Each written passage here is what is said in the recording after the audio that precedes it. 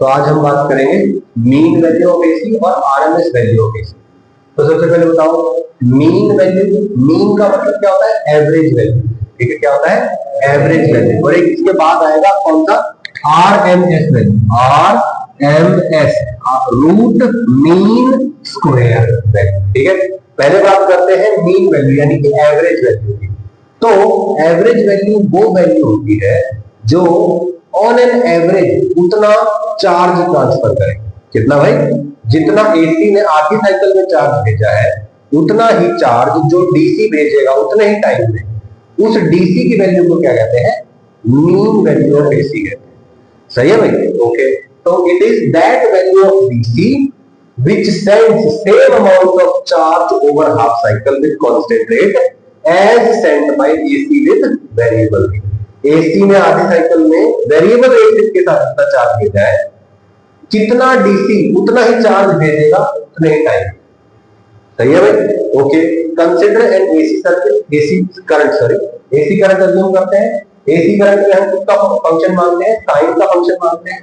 तो आई का वैल्यू क्या हो जाएगा? आई नॉट साइन ओमेगा टी। सही है भाई? आई का वैल्यू क्या हो जाएगा? आई नॉट साइन ओमेगा टी।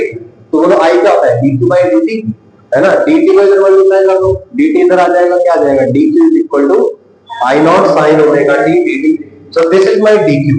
अब मुझे क्या निकालना है? चार्ज की वैल्यू निकालनी है। आधी साइकिल में कितना चार्ज जाएगा? बोलो, जब हम बात करते हैं अल्टरनेटिंग करंट की तो इस तरह का ग्राफ होता है। ये जीरो है, यहां से यहां तक कितना टाइम हो जाएगा? t, और यहां तक कितना हो जाएगा?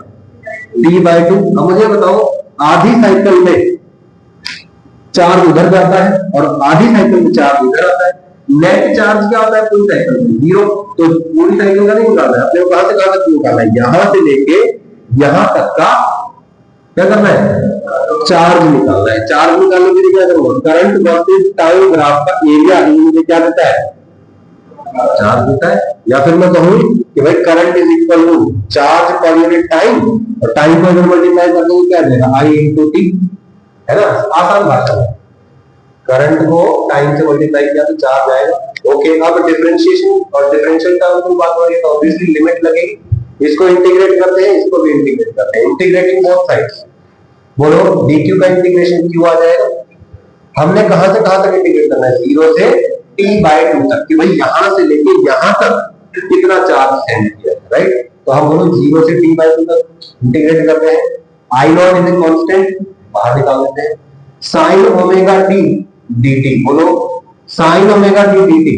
लिमिट लगी है टाइम की, ऑब्वियसली बोलो time is only variable, omega is a constant. बोलो sin थीटा का, sin x का इंटीग्रेशन क्या था? Minus cos x।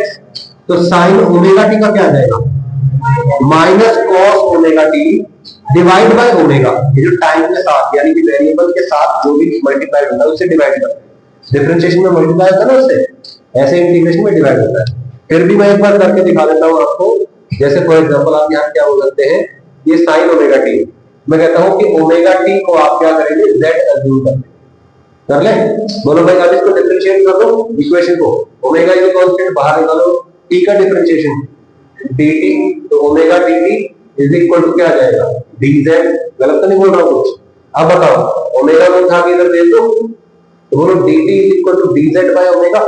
बोलो ये जो इक्वेशन थी ये क्या थी? I not sine omega t dt। तो ना अब यहां पे ओमेगा t की जगह z रख दो और dt की जगह dz बाय ओमेगा रख सकता हूं। ये क्या बन जाएगा? मतलब integration I not sine z into dz divide by omega.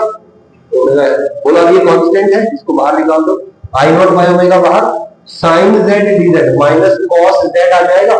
z की जगह वापस फिर ओमेगा t लिख दो, क्या देगा? Minus cos omega t divide by omega आ रहा है कि नहीं आ रहा है? जैसा बोलो जो भी ध्यान रहे, जो भी वेरिएबल के साथ मल्टीप्लाइड होता है ना उससे डिवाइड कर देते हैं इंटीग्रेशन। कोई दिक्कत?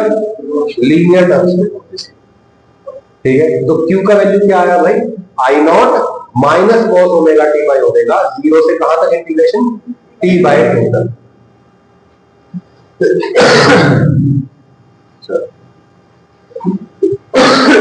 ठीक है, तो आई नॉट है कांस्टेंट, ओमेगा है कांस्टेंट, इसको बाहर निकालते हैं तो आई नॉट बाय ओमेगा बाहर आ जाएगा। सही है। एक बार t की जगह क्या रखेंगे? t/2, सही है। और एक बार t की जगह रखेंगे 0, तो बताइए क्या आ जाएगा, minus cos omega t/2 minus minus cos 0, सही है। ये माइनस माइनस करके प्लस हो जाएगा, सही है भाई, कोई दिक्कत, ठीक है। अच्छा, what is t? t t is equal to क्या होता है, total time period, that is equal to 2 pi by omega, yes और नो।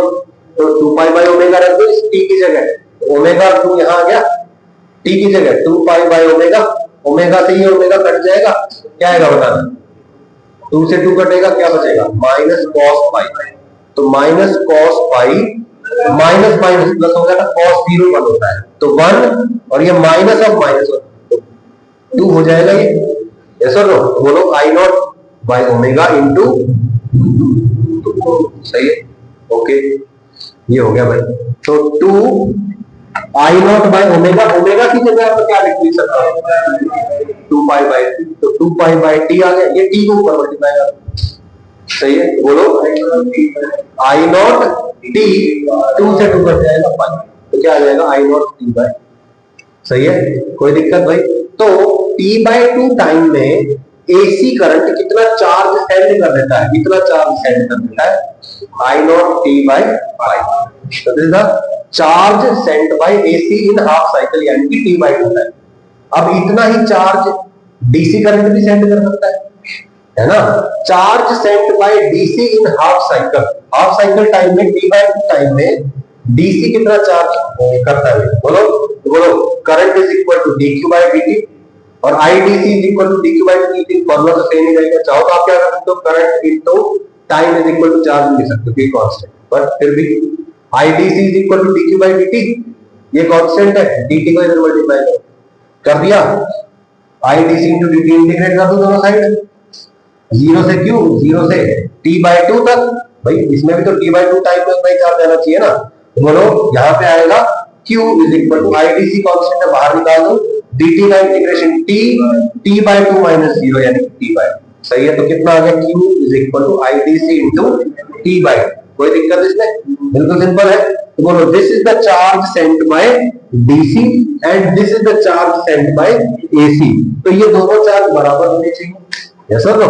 जितना चार्ज एसी ने आधी साइकिल में भेजा, उतने ही टाइम में डीसी ने भी उतना ही चार्ज भेजना पड़ेगा, तभी तो उसकी मीन वैल्यू आएगी। तो बोलो this charge is equal to this charge, तो बोलो Q DC is equal to I mean into t/2, क्योंकि जो डीसी का करंट है that is the mean value of AC, right. तो बोलो as per definition Q AC is equal to Q DC, बोलो this is equal to that, क्या रहेगा, I nought t/5 is equal to I mean into t/2, t से t कटेगा, 2 को उठा के इधर लेके आओ, I mean is equal to क्या आ जाएगा, 2 आई नॉट बाय 5, सही है भाई। तो मीन वैल्यू ऑफ एसी क्या आएगा, 2 आई नॉट बाय 5। तो ध्यान रहे, कोई भी करंट अगर आपको दे रखा है आई नॉट साइन ओमेगा टी, तो इसके बराबर जो चार्ज भेजने वाला डीसी होगा उसका वैल्यू क्या होगा, आई मीन होगा, and that will be equal to 2 I not by 5, सही है भाई। तो ऐसा एसी करंट जिसका मैक्सिमम वैल्यू आई नॉट है और साथ में कौन लगा हुआ है, साइन ओमेगा टी लगा हुआ है या कॉस ओमेगा टी लगा हुआ है, उसका मीन वैल्यू क्या होता है, 2 I not by 5। What is the mean value of AC, 2 I not by 5। What is the mean value of AC, 2 I not by 5। Simple है भाई, इजी है ना।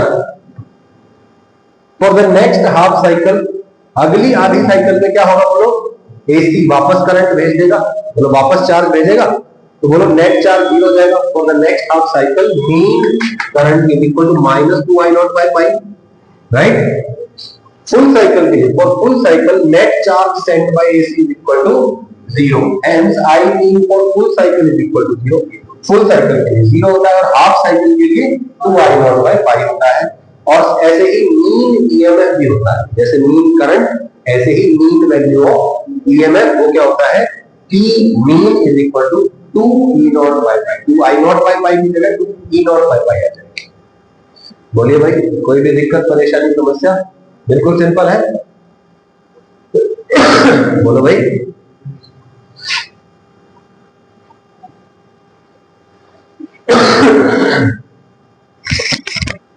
RMS value of AC.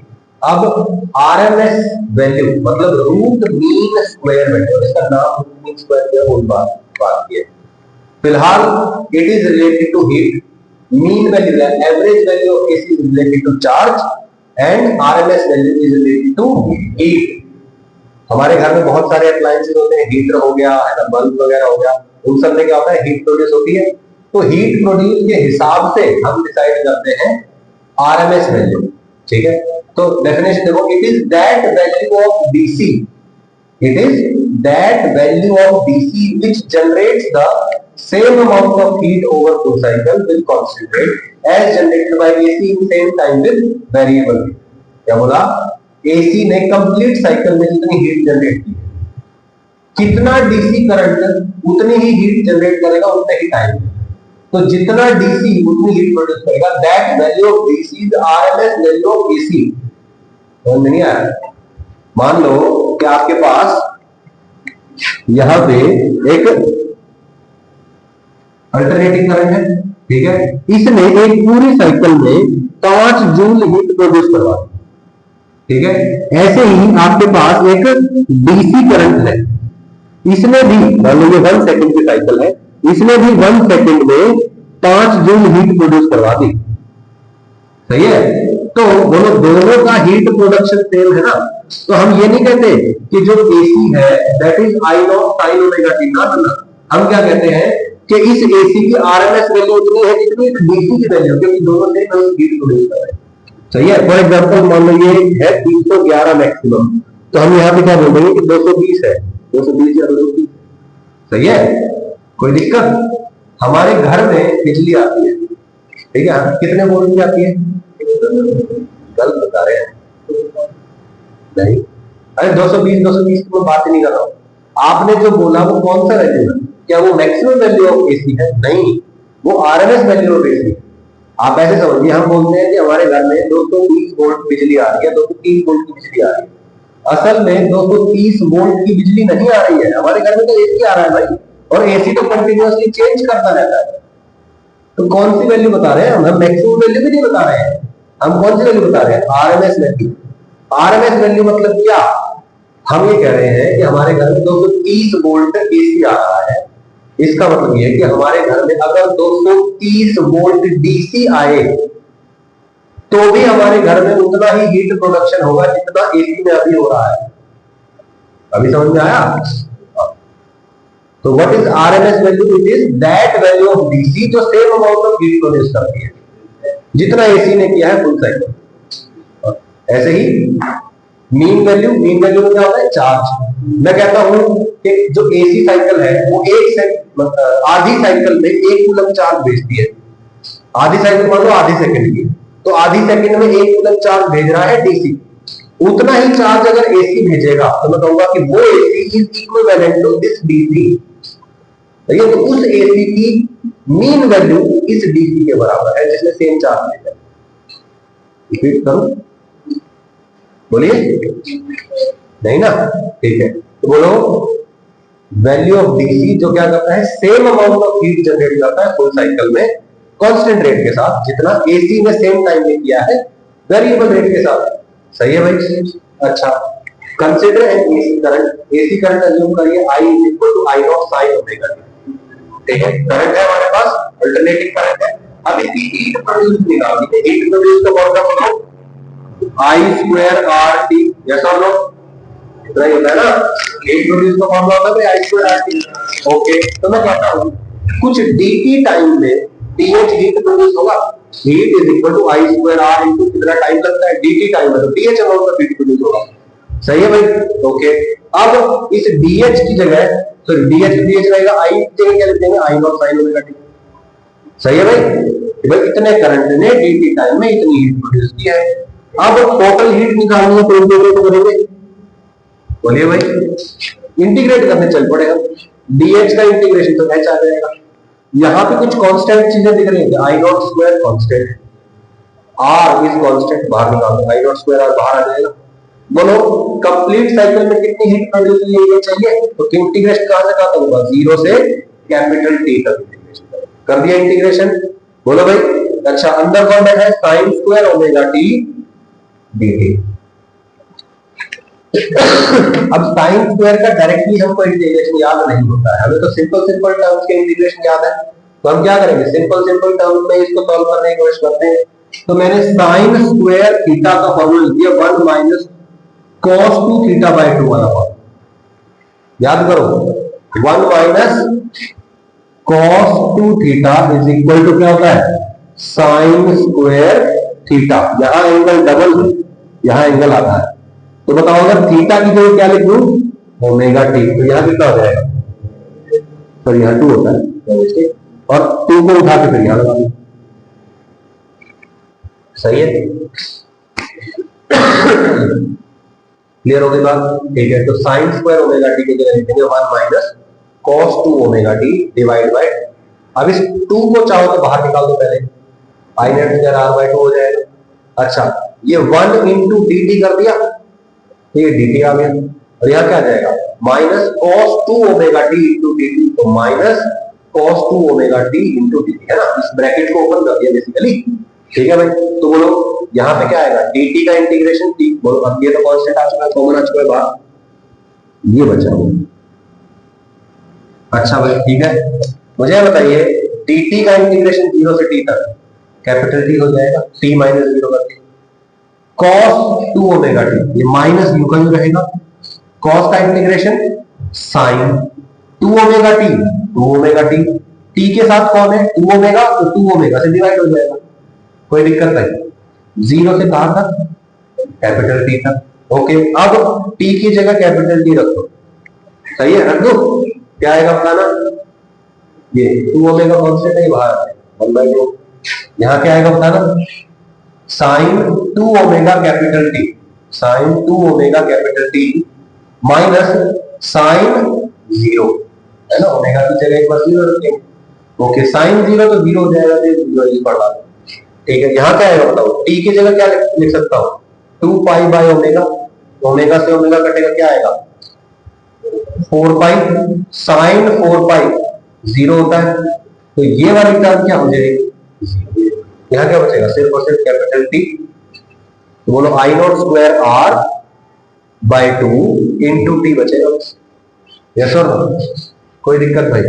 तो what is the heat produced, I nought square R T by 2, it is the heat generated by AC in full cycle, complete cycle, सही है। बोलो अब ऐसे याद रखो इसको कि मैक्सिमम करंट कितना था, आई नॉट, हीट प्रोड्यूस कितनी होती है अगर आई नॉट कांस्टेंट है, तो आई नॉट स्क्वायर आर टी।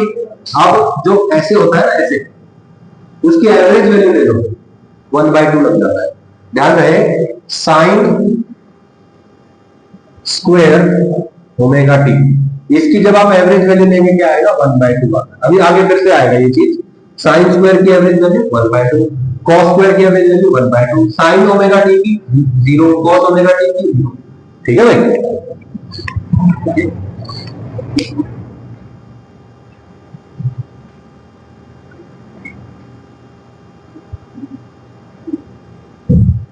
मुझे बताओ यहां हमने किया क्या है, हमने करंट के स्क्वायर और dt का एरिया निकाला, ये तो भाई r से मल्टीप्लाई किया, ठीक है, लेकिन हमने बेसिकली क्या किया है, करंट का स्क्वायर किया, dt से मल्टीप्लाई किया और r से मल्टीप्लाई किया, और फिर उसका एरिया ही तो निकाला, 0 से t तक एरिया ही तो निकाला, इंटीग्रेशन करने से इंटीग्रेशन मतलब क्या है, एरिया निकालना, तो 0 से t तक एरिया निकाला।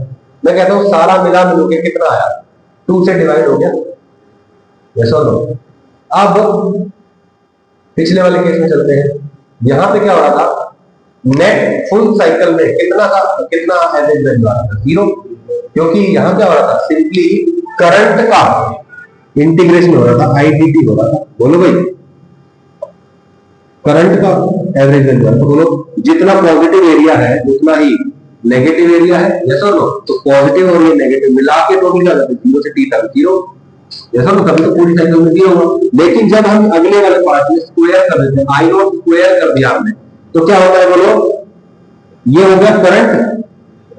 अब इसका स्क्वायर करने के बाद इसकी शक्ल ऐसी नहीं रहती, स्क्वायर करने के बाद जो नेगेटिव पार्ट है वो भी तो पॉजिटिव हो जाएगा, तो इसका जो ग्राफ है वो कुछ इस टाइप का ग्राफ बन जाता है, इस टाइप का लगभग, सही है, तो बोलो इसका एरिया भी पॉजिटिव, इसका एरिया भी पॉजिटिव, सारे एरिया पॉजिटिव। तो बोलो यहां से यहां तक ये एक कंप्लीट साइकिल है, इस कंप्लीट साइकिल का area will be positive and it will be equal to 1/2। सही है, समझ में नहीं आया? ठीक,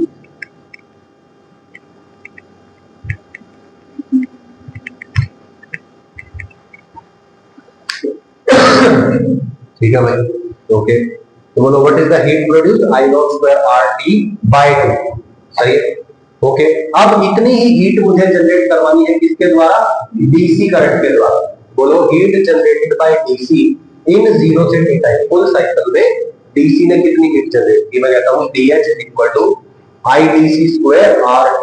यस और नो, करंट IDC है, रेजिस्टेंस R है, टाइम dt है, dt टाइम में h dh जनरेट होगी, इंटीग्रेट किया h आ गया, IDC square r dt integration 0 से t तक, IDC इज कांस्टेंट बाहर, r इज कांस्टेंट बाहर, dt का इंटीग्रेशन t लिमिट 0 से t आ जाएगा, तो सिंपली कितना आ गया IDC स्क्वायर RT। यस और no, so this is the heat generated by DC current. और what is the heat generated by AC current, I not square RT by 2।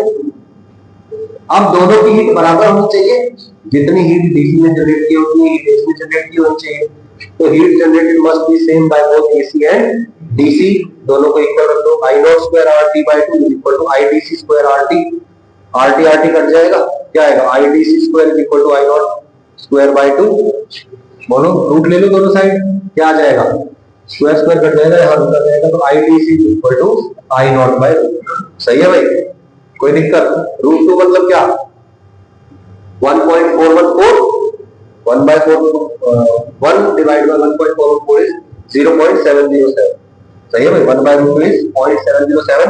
तो IRMS क्या होता है, 0.707 टाइम्स ऑफ I नॉट, यानी कि maximum value of DC current का 70%, 70.7%।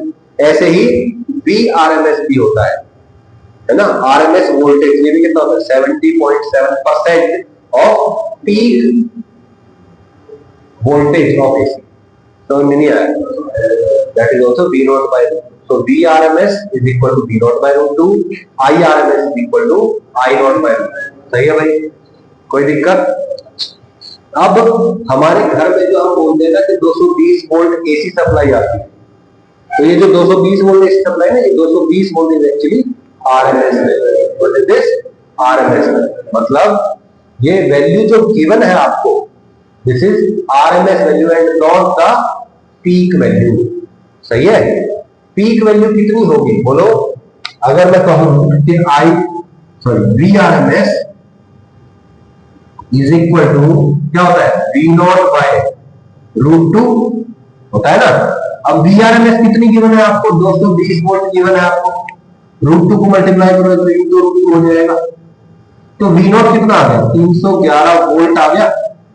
तो असल में ये जो V नॉट है ये कितना है, 311 वोल्ट है। हमने बोला तो है 230, असल में उसकी मैक्सिमम वैल्यू कितनी है, 311। इसीलिए 220 वोल्ट एसी और 220 वोल्ट डीसी ज्यादा डेंजरस कौन है, एसी इज मोर डेंजरस, क्योंकि हम उसको बोलते तो है 220 वोल्ट एसी, लेकिन असल में उसकी पीक वैल्यू कितनी है, 311 वोल्ट है। हम बोलेंगे भाई इस प्लग में मैंने उंगली डाल दी तो मेरे को करंट लगेगा, वो जो करंट होगा that is equivalent to 311 volt जो डीसी से लगेगा। समझ में आया? और ऊपर से उसकी वैल्यू भी चेंज होती रहती है, एक बार इधर आएगा एक बार जाएगा, तो मेरी जो मसल्स हैं उनको शॉक लगेगा, एक बार तो करंट इधर जाने की कोशिश करेगा, एक बार वापस जाने की कोशिश, तो शॉक की वैल्यू भी ज्यादा होगी। इसीलिए एसी करंट को कहते हैं कि एसी इज मोर डेंजरस। सही है, क्यों? क्योंकि एसी की पीक वैल्यू ज्यादा होती है डीसी से। समझ में आया? चलो मैं आपको एक छोटी सी स्टोरी सुनाता हूँ, उसके बाद हम आरएमएस और पीक वैल्यू की बात करेंगे। निकोला टेस्ला का नाम सुना होगा, टेस्ला ग्रेट ब्रिलियंट इन्वेंटर, और आपने थॉमस एडिसन का भी नाम सुना होगा, है ना। थॉमस एडिसन दुनिया के सबसे फेमस इन्वेंटर माने गए हैं, 2300 से ज्यादा पेटेंट्स करके नाम, 2300 पेटेंट, मतलब उन्होंने आविष्कार किया था 2300 से ज्यादा चीजों का। और उन्हीं के टाइम पे एक हमारे साइंटिस्ट होते थे, ग्रेट पर्सन, निकोला टेस्ला। अब निकोला टेस्ला एक्चुअली अमेरिका जाते हैं और थॉमस एडिसन की कंपनी थी जनरल इलेक्ट्रिक, और उस टाइम पे जनरल इलेक्ट्रिक और थॉमस एडिसन जो था वो एक बहुत बड़ी कंपनी थी। जनरल इलेक्ट्रिक के मालिक थे थॉमस एडिसन, और थॉमस एडिसन और जनरल इलेक्ट्रिक वो डीसी करंट पे काम करते थे। उस टाइम पे एसी था ही नहीं, या एसी जो था वो हम यूज नहीं करते थे रियल लाइफ में। घरों में जो बल्ब होते थे, है ना, छोटे छोटे बल्ब होते थे ना पहले, वो किससे चलते थे? डीसी करंट से। अब डीसी करंट की बड़ी दिक्कत होती थी कि उसको बहुत ज्यादा लंबे डिस्टेंस तक ट्रांसमिट नहीं किया जा सकता। जिस वोल्टेज को उसको जनरेट कर रहे हैं उसी वोल्टेज को आसपास में 1-1.5-2 किलोमीटर तक यूज कर पाते थे बस। जैसे नदी बह रही है, नदी में उन्होंने कोई टरबाइन लगाया, बिजली जनरेट करी, और उस बिजली को वो आसपास के 1-1.5 किलोमीटर के एरिया में ही सप्लाई कर पाते थे। हर जगह बिजली भी अवेलेबल नहीं थी। ऊपर से बल्ब का इन्वेंशन भी किसने किया था? थॉमस एडिसन ने। तो उनकी कंपनी एक्चुअली बहुत बड़ी थी, बहुत पावरफुल कंपनी। निकोला टेस्ला वहां आए, जॉब करने लग गए, तो उन्होंने अपने कुछ डिजाइन दिखाए कि देखो जी, हम एसी पे भी काम कर सकते हैं, जो बल्ब है आपका वो एसी पे भी काम कर रहा है। तो थॉमस एडिसन ने बोला कि ना, अपन नहीं मान सकते, AC is more dangerous compared to DC, इसलिए हम डीसी पे ही काम करेंगे और इस पे काम नहीं करेंगे। उसने मजाक मजाक में बोल दिया कि तू फलाना प्रोजेक्ट कर, तेरे को मैं $50,000 वो दूंगा बोनस। उसने वो प्रोजेक्ट पूरा कर दिया निकोला टेस्ला ने। बाद में उसे कह रहे मैं तो मजाक कर रहा था, तो है ना, उसने दिन रात एक करके प्रोजेक्ट पूरा किया। उसने बोला मजाक कर रहा था, उस टाइम पे क्या बोला? मैं मजाक कर रहा था। वो बोला कि भाई मैं तुम्हारी नौकरी छोड़ रहा हूँ, नौकरी छोड़ दी। और फिर उसको पता नहीं कैसे करके कुछ इन्वेंटर मिल गया, सर इन्वेस्टर मिल गया निकोला टेस्ला। निकोला टेस्ला बोल रहा है कि जब तक ये फैक्ट्रीज बन रही है ना, जनरल इलेक्ट्रिक, जब तक ये बनेंगी ना, तब तक ये सारी बिना वजह हो जाएगी और ऑब्सोलीट हो जाएगी, किसी काम नहीं मिलेगी। क्यों? क्योंकि अब जो डीसी करंट पे ये लोग काम कर रहे हैं, that DC current will not be running for a long time. AC current होगा और एसी करंट की चलेगी दुनिया। तो यहाँ बिजली बनाओ 700-800 किलोमीटर, 1000 किलोमीटर दूर पे बिजली भेज सकते हैं, है ना। क्यों? क्योंकि ट्रांसफॉर्मर्स होते हैं, ट्रांसफॉर्मर्स नहीं होते तो बिजली को हम बढ़ा के दूर ट्रांसमिट नहीं कर पाते। और जा रहा है मैं जो बोल रहा हूँ। अब उन्होंने इन्वेस्ट लोन लिए, एक उन्होंने अपनी नई कंपनी बना ली। उस नई कंपनी में उन्होंने पंखा भी बनाया। जैसे पंखा आप लोग देखते हैं, ये एक्चुअली किसने डिजाइन किया था? Nikola Tesla. He was the one जिसने रोटेटिंग मैग्नेटिक फील्ड का इजाद किया। दो अलग अलग फेज और दो अलग अलग वायरिंग एक ही जगह पे डाल देंगे तो रोटेटिंग मैग्नेटिक फील्ड जनरेट होगा, जिससे जो मोटर होती है वो सेल्फ स्टार्टिंग हो जाती है। ठीक है, जैसे आप स्विच ऑन करते हो पंखा चालू हो जाता है ना। घर में सिंगल फेज तो हम कैपेसिटर का यूज करके करते हैं, लेकिन उस टाइम में उन्होंने क्या किया था कि दो अलग अलग फेज के वायर्स का यूज किया था और उनसे रोटेटिंग मैग्नेटिक फील्ड बनाया था। उससे उन्होंने इंडक्शन मोटर, तो ऑब्वियसली इतना सोच पाना मेरे लिए पॉसिबल नहीं। ठीक है, मैं ये कहता हूँ जब उन्होंने पंखा बनाया था, इंडक्शन मोटर बनाई थी, उसके 100 साल बाद मैंने इलेक्ट्रिकल इंजीनियरिंग करी, पढ़ाई भी कर ली, तब भी मैं ये नहीं सोच पाता हूँ कि रोटेटिंग मैग्नेटिक फील्ड एक्चुअली उन्होंने सोचा कैसे। इतना मेंटल लेवल हमारा अभी तक भी नहीं, और उन्होंने उस टाइम पे इजाद किया, आज 100 साल पहले। फिर उन्होंने ट्रांसफॉर्मर्स बनाए। ट्रांसफॉर्मर्स की हेल्प से क्या हो रहा था, एक जगह से दूसरी जगह बिजली पहुंचाई जा पा रही थी। ठीक है ना, रिमोट प्लेसेस में भी बिजली अवेलेबल हो गई थी, पंखा अवेलेबल हो गया था, बिजली सब कुछ हो गया। तो एडिसन क्या करने लगे, फिर वो गंदी वाली पॉलिटिक्स खेलने लगे। वो क्या करने लगे कि एसी तो बहुत ज्यादा डेंजरस है, अगर किसी आदमी का गलती से वायर के हाथ टच हो गया वो तो गरीब मर जाएगा। तो उन्होंने क्या किया, छोटे छोटे जानवरों को मारना चालू कर दिया और उसको प्रेस में रिलीज करना चालू कर दिया। मीडिया को बुलाता, करंट मार के कभी चूहा मार दिया, कभी कोई बकरी मार दी, कभी कोई कुत्ता पिल्ला ये सब मार दिया। ठीक है, तो इस तरह की चीजें करके और एसी को कि भाई एसी तो बहुत डेंजरस है, इस तरह से बदनाम करने की कोशिश करने लगे। कौन? Thomas Edison. फिर इवेंचुअली ऑब्वियसली उन्होंने एक विलियम कैंडलर नाम का एक कैदी था। ठीक है, उस टाइम पे नए नए तरीके एक्सपेरिमेंट हो रहे थे कि भाई फलाना कहती है इसको जान से मारना है, पनिशमेंट मिली है ना फांसी की सजा, तो पहले फांसी की सजा होती थी, नए नए तरीके एक्सपेरिमेंट हो रहे थे कि भाई किस किस तरीके से कैदियों को जान से मारा जा सकता है। तो उन्होंने बोला कि एसी ट्राई कर लो, जैसे ही एसी करंट ऑन कर गए बंदा मर जाएगा। तो बोला ठीक है मारना है। इलेक्ट्रिक चेयर रखी, उसको पूरा भिगा के सर के ऊपर स्पंज रख के करंट ऑन कर दिया। अब एसी करंट जा तो रहा था, लेकिन जो उसकी उम्मीद थी कि भाई जैसे ही करंट पास होगा ये मर जाएगा, वो एक्चुअली तुरंत नहीं मरा, वो बिल्कुल स्लो एंड पेनफुल डेथ मरा। उसके बाद लोगों को ये हुआ कि भाई आदमी को मारना एसी करंट के लिए इतना भी आसान नहीं है, इतना ज्यादा डेंजरस भी नहीं। भाई √2 टाइम्स है करंट मान लिया, लेकिन √2 टाइम्स जो है 200 टाइम्स थोड़ी है, सही है ना। तो तब से फिर ये हो गया कि लोग ठीक है एसी इतना भी बुरा नहीं है, और अगर किसी को करंट लगता है तो वो अपना हाथ बचा सकता है, इसलिए फिर एसी करंट चलता जा रहा है। और आज की तारीख में ऑब्वियसली उस टाइम में इतना बदलाव हो गए थे निकोला टेस्ला के उनके पास इवेंचुअली पैसे नहीं बचे, कोर्ट केसेस लड़ रहे थे, कुछ कर रहे थे, and he died poor. Nikola Tesla उसके पास पैसा भी बहुत था, उसने अपने पैकेट्स रिलीज कर दिए थे, मेरे ख्याल से लोगों ने उसके पैकेट्स को कॉपी करके और ट्रांसफर वगैरह ये सब बना लिया, लेकिन ही डाइड पेनीलेस। लेकिन इवेंचुअली जीत किसकी?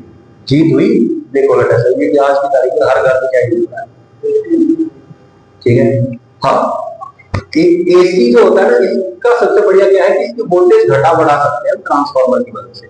डीसी की वोल्टेज हम नहीं बढ़ा सकते हैं, बढ़ा सकते हैं मुझे पता है, और इसीलिए आज की तारीख में HVDC ट्रांसमिशन भी चालू हो रहा है, which is more efficient than AC transmission, लेकिन you don't need to know about it, ठीक है। जैसे वोल्टेज ट्रांसमिशन होता है, जैसे हमारे घर में 220 वोल्ट बिजली आ रही है ना, जो आपके यहाँ पावर हाउस होते हैं ना, सब स्टेशन होते हैं, उनमें 11.2 किलोवाट या फिर 33 पॉइंट कुछ किलोवाट की बिजली आती है, ठीक है। असल में जब ट्रांसमिशन होता है ना जनरेटिंग स्टेशन से बहुत लंबे डिस्टेंस के लिए, तो 7 लाख वोल्ट तक भी 7 लाख वोल्ट बिजली में ट्रांसफर होती है। कई बार आप बहुत हाई टेंशन वायर्स के नीचे से गुजरेंगे तो आपको कई बार कुछ देखने को मिलेगा, इसमें क्या होता है, एक स्पार्किंग की साउंड आ रही होती है, जबकि वायर बहुत दूर दूर होते हैं, लेकिन वहां पे एक स्पेशल चर्ड चर्ड टाइप की आवाज आ रही है, ठीक है। वो एक्चुअली क्या हो रहा है कि एयर का इंसुलेशन भी इतना स्ट्रॉन्ग नहीं होता कि वो करंट को फ्लो होने दे, और वो वायर है यहाँ से यहाँ, अगर इनके बीच में कंडक्टिंग मीडियम है तो क्या होगा, बिजली पास कर जाएगी। लेकिन इमेजिन करो कि इनकी वोल्टेज ही इतनी ज्यादा है कि बीच की जो एयर है ना, इसका खुद का इंसुलेशन खत्म हो गया, उसको बोलते हैं corona loss. Corona, corona Covid वाला कोरोना स्पेलिंग सेम है, मतलब अलग है, ठीक है भाई, ओके लेट्स कम बैक, ठीक है। मीन वैल्यू और आरएमएस वैल्यू का पता चल गया। RMS value is the value जो same amount of heat generate करती है, and mean value is the value जो आधी साइकिल में same amount of charge send करती है। ओके, अब बात करते हैं आरएमएस वैल्यू, सही है। बोलो अगर सिंपल साइनोसॉइडल करंट है ना, तो बोलो ये इधर जाए चाहे ऑपोजिट डायरेक्शन में जाए, मतलब करंट चाहे इधर जाए चाहे इधर जाए, हीट तो प्रोड्यूस दोनों डायरेक्शन में करेगा। चार्ज ट्रांसफर की बात नहीं कर रहा हूं मैं किसकी बात कर रहा हूं, हीट प्रोडक्शन की। तो करंट इधर जा रहा है रेजिस्टेंस में, चाहे इधर जा रहा है, हीट तो प्रोड्यूस करेगा। तो बोलो इसका जो हीट प्रोडक्शन आया कितना आया, I0² RT डिवाइड बाय 2, तो आरएमएस वैल्यू क्या है, डिवाइड बाय √2 हो गया, सही है। अब बोलो इसकी बजाय अगर ऐसा भी रखा है तो क्या होगा, ध्यान से देखो, ये करंट इधर जा रहा है, तो ये ऑपोजिट डायरेक्शन में भी जा रहा है, ये इसी डायरेक्शन में ऐसे फ्लक्चुएटिंग जा रहा है। बताओ क्या इसमें और इसमें same amount of heat generate होगा, यस और नो? भाई करंट इधर जाके और फिर इधर जा रहा है, तो बताओ हीट जनरेटेड तो उतनी होगी दोनों केसेस में, है ना। तो बोलो दोनों केसेस में आरएमएस वैल्यू क्या रहेगी, सेम रहेगी। लेकिन अगर मैं इस बीच वाली इस साइकिल को उड़ा दूं, इसको हटा दूं, तो क्या होगा, कुछ ऐसी शक्ल का बनेगा। बोलो जब ये कंप्लीट साइकिल थी कुछ इस टाइप की, तब कितनी हीट प्रोड्यूस हुई थी, I0² RT डिवाइड बाय 2, इतनी हीट प्रोड्यूस हुई थी। और हमने इसको किससे कंपेयर किया था, IDC² RT से, यस और नो? अब बताओ एग्जैक्टली आधा हो गया, एग्जैक्टली आधा हो गया तो कितनी हीट प्रोड्यूस होगी, कितनी हीट प्रोड्यूस होगी, यस और नो? अब इतनी हीट प्रोड्यूस होगी, बोलो आरटी से आरटी कट जाएगा, IDC square is equal to this, IDC is equal to I not by 2। तो यहां पे आरएमएस वैल्यू किया जाएगी आई नॉट बाय 2। सही है भाई, समझ में नहीं आया? देवांशु का ध्यान कहीं और है, ध्यान कहीं और चला गया, थोड़ा सा नहीं है। चलो अच्छा, यहाँ पे क्या हो रहा है देखो, यहाँ पे constant current, constant current, constant constant constant, तो बताओ इसमें कितना हीट प्रोड्यूस होगा? I nought square R T by 2 हो जाएगा इसमें तो, और I nought square R T by 2 की जगह I nought square R T is equal to I D C square R T cut जाएगा, तो बोलो I D C is equal to I nought, यानी कि I R M S is equal to I nought आ जाएगा। कोई दिक्कत भाई? I is equal to I1 sine omega T plus I2 cos omega T. इसके लिए मैंने बताया था आपको, क्या करते हैं हम, I1 square plus I2 square by root 2 करते हैं। ध्यान से देखो, इसकी मैक्सिमम वैल्यू ले लो, साइनोसॉइडल होगी, मैक्सिमम वैल्यू कितनी होगी? इतनी होगी। मैक्सिमम वैल्यू को किससे डिवाइड करते हैं भाई? रूट 2 से डिवाइड करते हैं आरएमएस वैल्यू निकालने के लिए। तो देख लो, इसको आप रूट 2 से डिवाइड करो, यही आएगा, तो आरएमएस वैल्यू आ गई ना, याद रखना है ये, ठीक है भाई?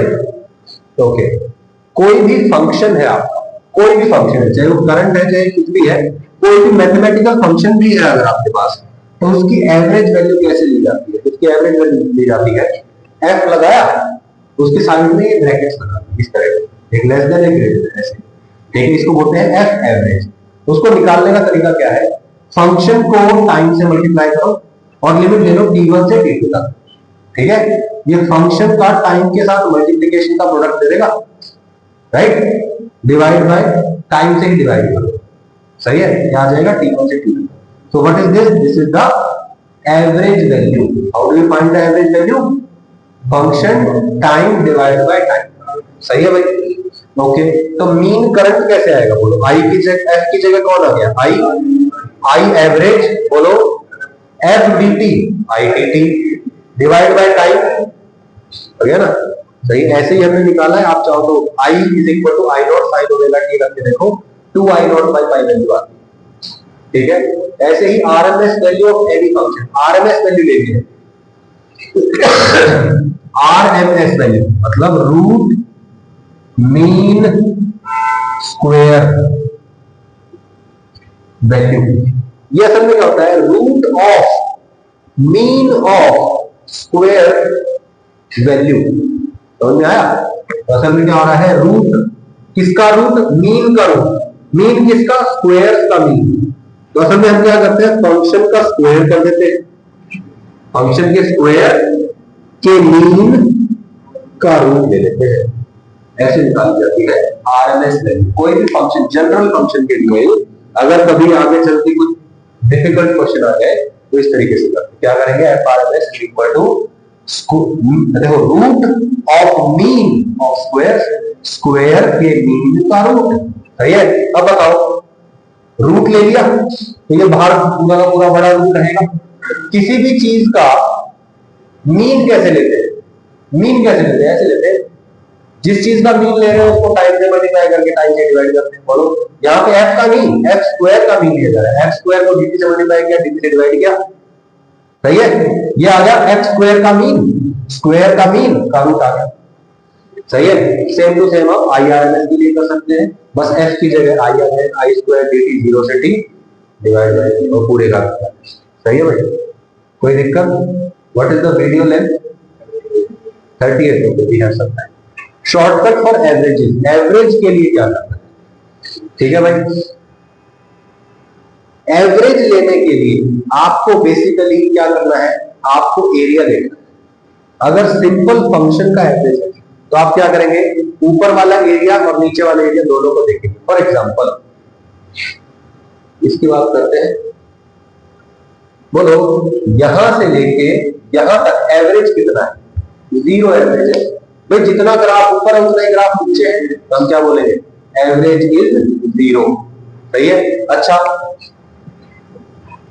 अब बताओ इसका एवरेज आता है 2i not by pi, yes और नो? सही है? अच्छा, ऐसी मान लो अगर मैं 10 साइकिल ले लूंगा तो क्या होगा? 10 ले लूंगा तो, यस और नो? कोई दिक्कत है भाई? अच्छा, ध्यान से देखो ये कौन सा ग्राफ है भाई, I not sine omega t. इसका एवरेज क्या आता है, 0 आता है। कब, जब मैं पूरी पूरी साइकिल की बात करता हूं, पूरी पूरी साइकिल मतलब 0 से t तक हो, 0 से n टाइम पीरियड तक हो।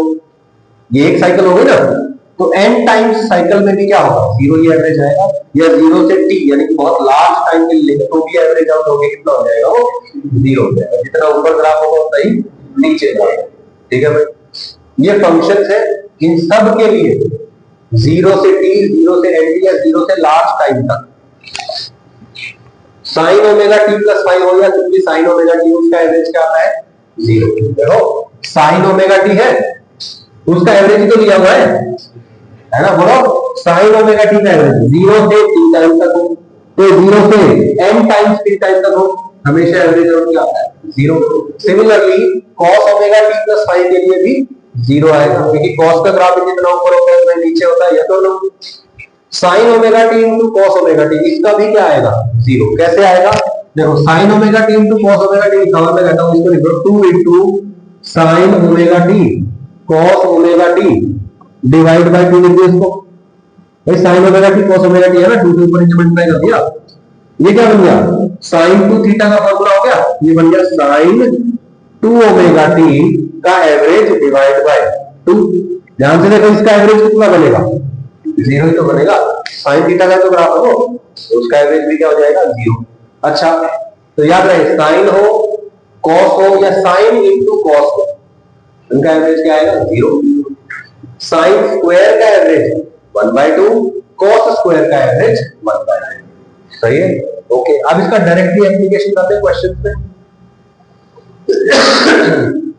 ठीक है भाई, यहां पे आपको दे रखा है करंट का वैल्यू, सिंपली ऊपर वाले रिजल्ट याद रखो, सीधा आंसर आएगा, सीधा का सीधा आंसर आएगा। सीधा आंसर कैसे आएगा, देखिए find average and RMS value और I is equal to A plus B sine omega T plus I. ध्यान रहे क्या क्या पूछा है आपसे, एवरेज वैल्यू मतलब डायरेक्टली एवरेज वैल्यू, और दूसरा क्या पूछा है, आरएमएस वैल्यू मतलब आरएमएस वैल्यू मतलब स्क्वायर करके मीन लेना है। यस और नो, ठीक है, ओके। तो बोलो ये हो गया आई, समथिंग प्लस समथिंग, इसका एवरेज लेना है, इसका एवरेज ले लो, यानी कि पूरे का एवरेज लूंगा, मतलब इसका एवरेज प्लस इसका एवरेज लेने वाला, सिंपल फॉर्मूला है भाई, एवरेज लेना है, एवरेज ले लो। समथिंग प्लस समथिंग है तो इसका एवरेज प्लस इसका एवरेज आ जाएगा। बोलो कोई कांस्टेंट है, उसका एवरेज क्या होता है, कुछ कांस्टेंट की वैल्यू होती है, भाई 5 का एवरेज क्या आएगा, 5 ही रहेगा। Sine B multiply sine omega t का एवरेज बताओ, तो इसका एवरेज हो जाएगा 0। ये हो गया। तो what is the average current of this के, आ गया आंसर,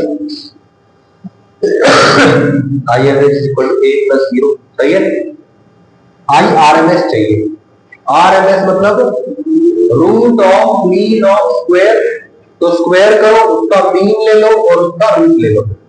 तो पहले हम क्या करते हैं, आई स्क्वायर ले ले, इसका स्क्वायर कर दो, अभी हम बोले इसका स्क्वायर करेंगे तो क्या आएगा, समथिंग प्लस समथिंग का whole square, something plus something का होल स्क्वायर करो, ए स्क्वायर प्लस दूसरे वाले का स्क्वायर प्लस 2 इंटू ए इंटू दूसरे वाला, ऐसा तो है ना।